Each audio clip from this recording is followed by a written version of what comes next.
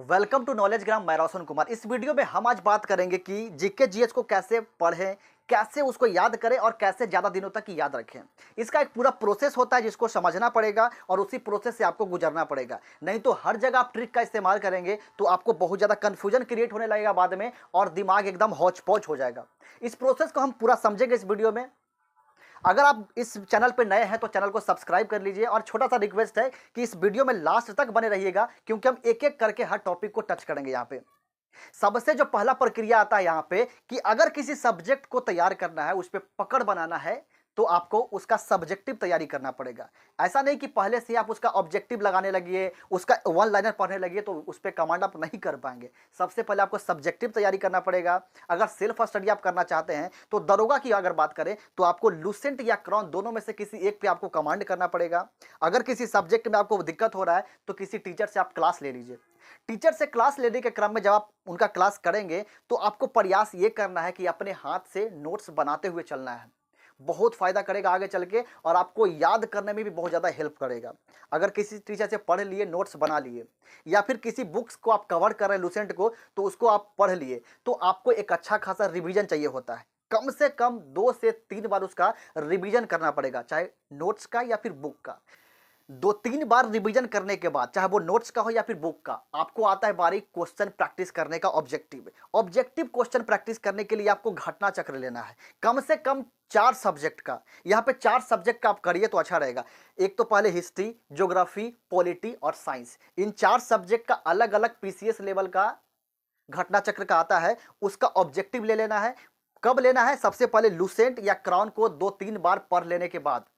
जब उसका question practice कर लेंगे, उसमें भी शॉर्ट नोट्स रहता है, सबको कंप्लीट कर लेंगे तो बहुत ज़्यादा चीज़ें याद हो चुकी होगी। तब तक आपको लगभग 60% चीज़ें आपको तब तक में याद हो जाएगी। उसके बाद भी बहुत ज़्यादा चीज़ें जो है आपको कंफ्यूज करेंगी। कहीं कहीं जो कॉम्प्लिकेटेड चीज़ें हैं, याद करने वाली चीज़ें हैं, वहाँ पे कंफ्यूजन होगा और बार बार आप भूलेंगे। तो वहाँ पे आपको ये करना है कि वहाँ ट्रिक का इस्तेमाल करना है। आप खुद से लॉजिकल, दिमाग के लॉजिक से वहाँ पे ट्रिक लगाएंगे तो ज़्यादा बेहतर है। या फिर अगर दिमाग वहाँ पे काम नहीं कर रहा है तो उस टॉपिक को यूट्यूब पे सर्च करके वहाँ से कुछ ट्रिक आप ले लेंगे और उस ट्रिक को वहीं पे लिख देंगे जहाँ पे आपको कन्फ्यूजन हो रहा है। क्योंकि जब आप आगे से रिवीजन करेंगे तो रिवीजन करने के क्रम में जो टॉपिक पे कन्फ्यूजन था वहाँ पे वही ट्रिक का इस्तेमाल हमेशा करना है जिस ट्रिक को आपने लिखा है। ऐसा नहीं कि एक ही चीज के लिए आप ट्रिक बार बार चेंज कर रहे, नहीं। जो एक बार ट्रिक आपने ले लिया उसी को बार बार रिवाइज करना है। इतना करने के बाद आपको सब्जेक्ट पे लगभग कमांड होने लगेगा। और एक चीज जो सबसे ज्यादा इंपॉर्टेंट चीज है उसको डिस्कस करता हूं मैं।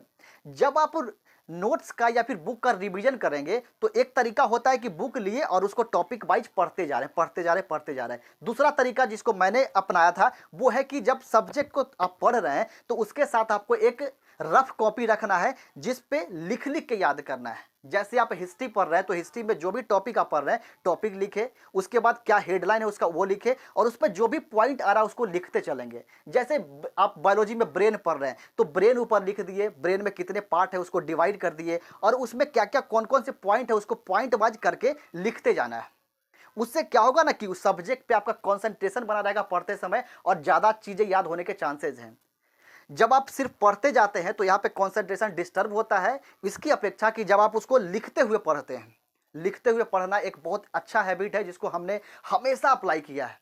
मेरा तो एक टारगेट रहता था कि जो 40 रुपये वाला एक रफ कॉपी इतना मोटा आता था उसको 20 दिन में किसी प्रकार से खत्म करना, चाहे बुकड़ कहीं क्यों ना खत्म करना पड़े मुझे, लेकिन उसको 20 दिन के अंदर उसको खत्म कर देते थे। और एक 3 रुपये वाला जो पेन आता है अग्नि जेल, उसको 3 दिन में खत्म करना है।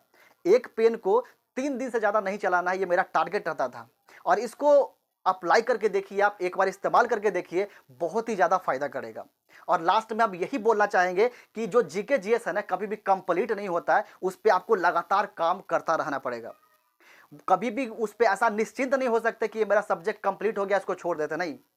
कंप्लीट हो भी गया ना तो उसका आपको प्रैक्टिस करते रहना पड़ेगा, रिवीजन करते रहना पड़ेगा। हो सकता है कि एक बार आपने ऑब्जेक्टिव प्रैक्टिस कर लिया, आपको दोबारा करना पड़े, तिबारा करना पड़े, तो वो करना है, रिवीजन से कभी नहीं घबराना है। और जब भी आप यूट्यूब पे वीडियो देख रहे हो, किसी टीचर से पढ़ रहे हो या फिर खुद से बुक से पढ़ रहे हैं, तो अपने पास एक रफ कॉपी रखें जिस पे आपको लिख के पढ़ना है। यहाँ पे नोट्स बनाने की बात का सिर्फ इतना सा सेंस है कि आप लिखने का प्रयास करिए। सिर्फ रीडिंग देना अच्छा हैबिट नहीं है, पढ़ने के साथ उसको लिखने का प्रयास करिए। जब भी खाली समय में बैठिए तो खुद से बिना बुक को देखे हुए लिखने का प्रयास करिए।